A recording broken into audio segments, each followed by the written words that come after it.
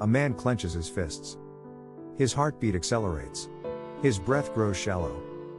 He can feel the heat rising in his face, the tension coiling like a spring inside him. One more word, just one, and he'll explode. Somewhere, a driver honks his horn furiously, screaming at another car that cut him off. In an office, an employee slams their laptop shut after receiving yet another condescending email from a superior. In a home, a couple's argument escalates into a storm of shouting and slammed doors. Why is anger so powerful? Why does it take control before we even realize what's happening? Anger is one of the most primal and dangerous emotions we experience. It fuels wars, breaks families apart, and leads to lifelong regret. But is wrath always destructive? Or does it serve a biological and psychological function? In this chapter, we unravel the neuroscience and psychology of anger, discovering how this emotion has shaped human behavior and how we can master it before it masters us. The purpose of wrath. Wrath is not merely an uncontrolled explosion of emotion, it is a deeply rooted survival mechanism. Self-defense, anger is a tool for survival. Those who lack the capacity for aggression were at risk of being dominated or eliminated.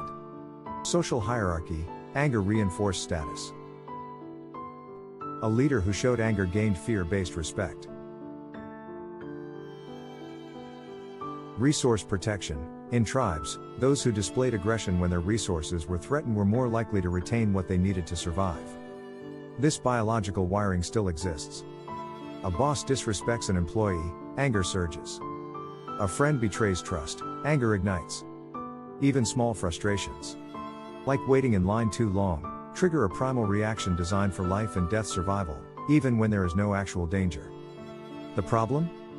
Anger is rarely a matter of life and death. But our brains don't know that. The neuroscience of anger, how it hijacks the brain. Anger begins deep within the limbic system, the part of the brain responsible for instinctual emotions.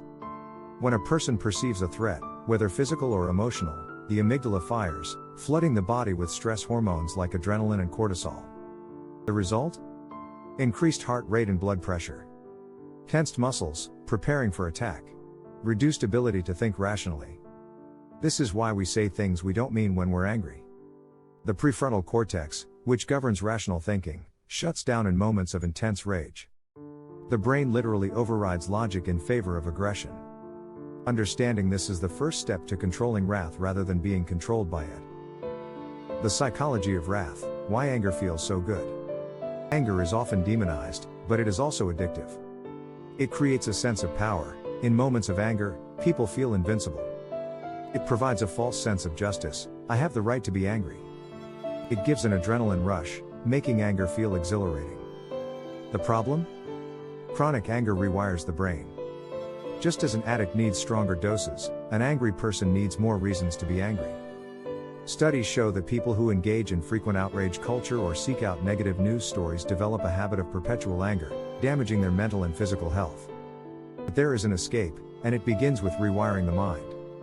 Breaking free, how to master anger instead of suppressing it. Step 1. Name the emotion. Most people say, I'm just frustrated or I'm annoyed, but rarely admit, I am angry. Naming the emotion weakens its power. Step 2. Pause before reacting.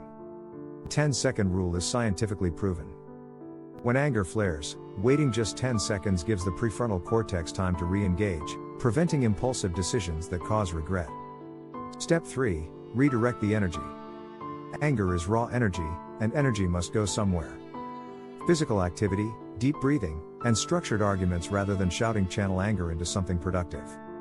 Step 4. Challenge the narrative. Is the anger justified? Or is the brain exaggerating the threat?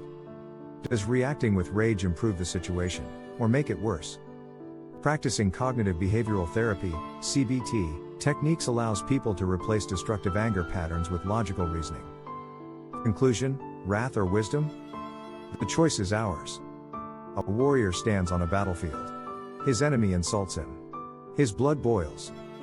He can lash out and strike, or he can step back, observe, and respond with control. Wrath is not power, self-control is. Anger, when left unchecked, destroys relationships, careers, and mental health. But when harnessed, it can be a force for positive change.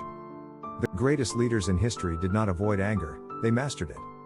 In the next chapter, we explore sloth, the hidden force behind procrastination, mental fatigue, and the resistance to action. Like, share and subscribe.